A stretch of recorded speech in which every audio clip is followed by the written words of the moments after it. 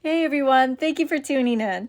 Today I'm going to take a $12.99 fall flower bundle that I got at Hobby Lobby and I'm going to design it two different ways. One will be a hand-tied round bouquet and then the other one will be a scepter-style bouquet. So I'm going to start off by separating all my flowers from the bundle here. And I do have to say that this bouquet is actually $25.99 and then it was half off. Hobby Lobby is very good about having sales, so I say with confidence you could get this bouquet for $12.99 like I did pretty regularly, I should say. But I was impressed with the variety of flowers it has on it. And I got to thinking, I talk so much about box bouquets and how fun they are and how easy they are because they already have pre-selected flowers for you. They are already prepped for you. And it's just kind of a, one less factor you have to think about, which flowers are going to go with which because the box set has already chosen for you. And I never thought about how nice these bushel bundles, whatever you want to call them, are that you can find at the craft stores. So it was an eye opener for me. So for $12.99, for $13, you could get this nice, and it was big. It's a big bundle, and make a big bouquet out of it. Just something to consider if you're budgeting for an event or a wedding. So along with removing the stems from each other, I'm also going to take all the leaves off of them. And you'll want to keep those, the nicer leaves, because you can use them in other places. You can use them in corsages, boutonnieres, on a different project.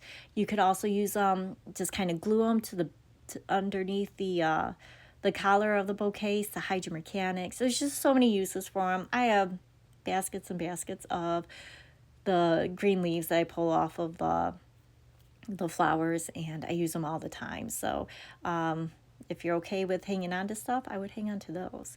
So to start out, it is kind of a not a very bright color palette that it has for these fall flowers. So I'm going to start with what I know is obviously going to be the background color, this burnt orange, kind of terracotta looking flower.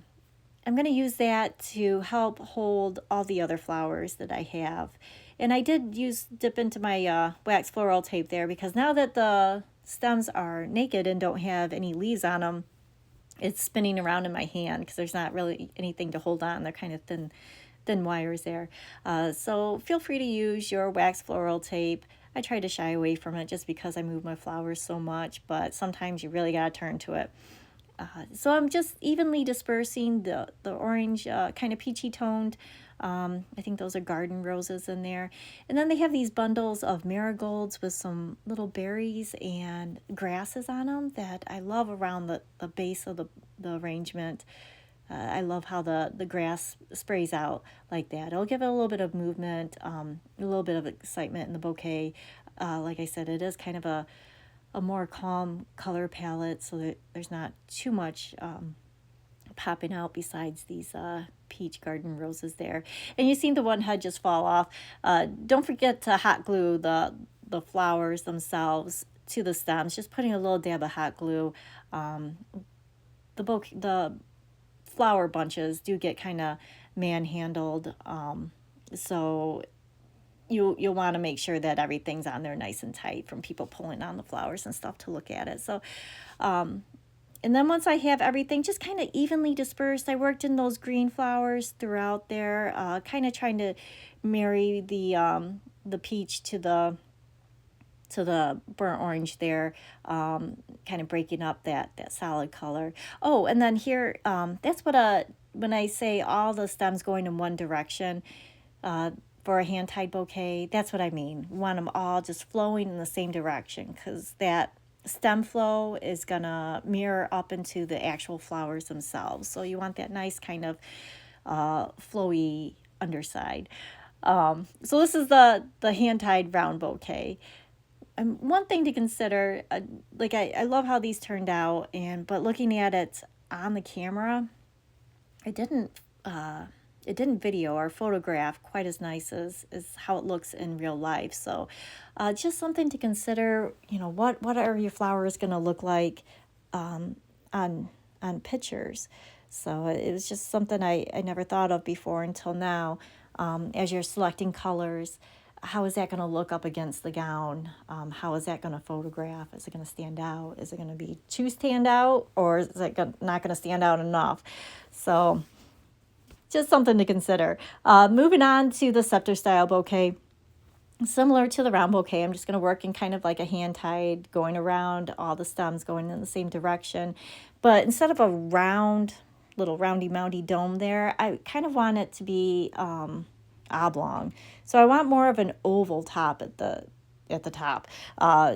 Scepter style bouquets are going to have longer handles. I like to measure about 3 hands length down the stem as opposed to 2 hands length. So it's got a longer handle. You kind of want to compensate at the top and give it a little bit taller of an arrangement at the top.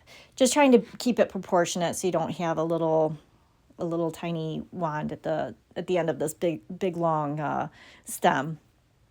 And the fun thing about scepter style bouquets, because you can carry them off to the side. So if you do have gowns or outfits that require like a hand free to help carry the gown or something like that, scepter styles are carried off to the side. You can carry them in front too, but you also can carry them off to the side, and they show really nicely that way. But it keeps the hand free. But you get that opportunity to do up the handle really nice. So you could do a nice ribbon treatment on it. You could add rhinestones and pearls. You could put, something at the base of the handle too to make it like a true looking scepter. It's just a lot of fun things you can do with it. So scepter styles are I don't know, they're fun. And then in this arrangement, I just kind of stepped down the colors. So I put the peach more at the top, because if you're carrying it off to the side, that's going to be where the focal is actually shown. So I put the peach colors right at the top there, and then working kind of like a target. On the outside of that, I've got that burnt orange, and then I put some of the marigolds down at the bottom to kind of, add that little bit of color throughout. And work the green flowers in there too. So as you can see, it's just carried off to the side there. And then you'll do up the handle and have fun with it. All right. Thanks so much for watching.